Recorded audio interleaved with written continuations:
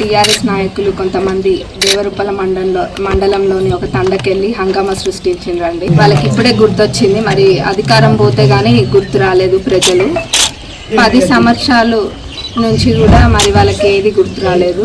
దేవరుప్పల మండలంలో ఈ 10 సంవత్సరాలలో వాళ్ళు ఎక్కడ కూడా కాల్వలు ఎక్కడ కూడా దువ్వలేదు. మరి ఈరోజు వచ్చి మాట్లాడుతున్నారు. మరి జనాలందరూ కూడా నవ్వుతారు అది చూసి. ఇదే కాదు, మేము మా సొంత డబ్బుతోటి ఇప్పటికీ 20 లక్షల పైన ఖర్చు పెట్టి ఒక 16-17 కిలోమీటర్ల దాకా కాలువలని క్లీన్ చేపియడం జరిగింది. మరి ఇంకా కూడా ఒక 14 కిలోమీటర్లు ఉన్నాయి, అది పని నడుస్తుంది. మరి ఇదంతా కూడా గత 10 సంవత్సరాల నుండి చేయలేదు. మరి మన మాజీ మంత్రివర్యులు కూడా ఇప్పుడే గుర్తొచ్చింది. మరి ఎవరికైనా అధికారం పోతేనే గుర్తొస్తుందేమో. ఇది మరి ప్రజలందరూ కూడా గమనిస్తున్నారు. మరి ఏ తండలోకి అయితే వెళ్ళి అడిగినరో అదే తండలో మళ్ళీ ప్రజలను వెళ్ళి మీరు అందరు కూడా ఒకసారి అడగాలని నేను కోరుకుంటున్నా.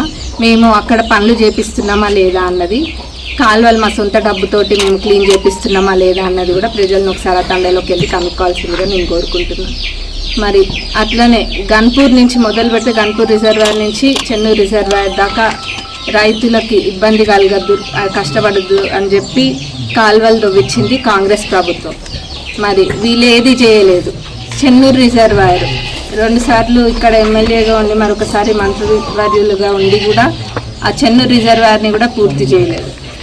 మరి అవన్నీ వదిలేసి ఇప్పుడు వాళ్ళు చేసినవి కూడా ఇప్పుడు ఏదో అన్ని ఏలెత్తి చూపించడం అన్నది హాస్యాస్పదంగా ఉంది. చాలా ప్రజలు కూడా ఇవన్నీ కూడా తప్పకుండా గమనిస్తున్నారు.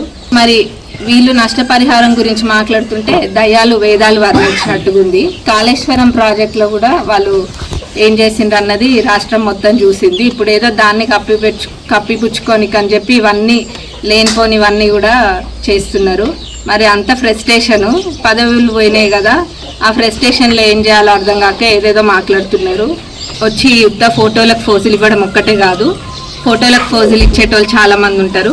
కానీ మేము ఫోటోలకు ఫోజుల కన్నా కూడా పనులు చేయడాన్ని నమ్ముకుంటాము. అదేవిధంగా మేము మా నియోజకవర్గ ప్రజలందరినీ కూడా దృష్టిలో పెట్టుకొని ఇప్పుడే కాదు ఫ్యూచర్లో కూడా ఎటువంటి ఇబ్బందులు రాకుండా మేము తప్పకుండా చర్చించి ఈ 5 ఏళ్లలో ఇక్కడ తప్పకుండా నీటి సమస్యలు కూడా ఏవి లేకుండా చూసే బాధ్యత మా కాంగ్రెస్ ప్రభుత్వంది, నాది. Subscribe us and press the bell icon for more interesting updates.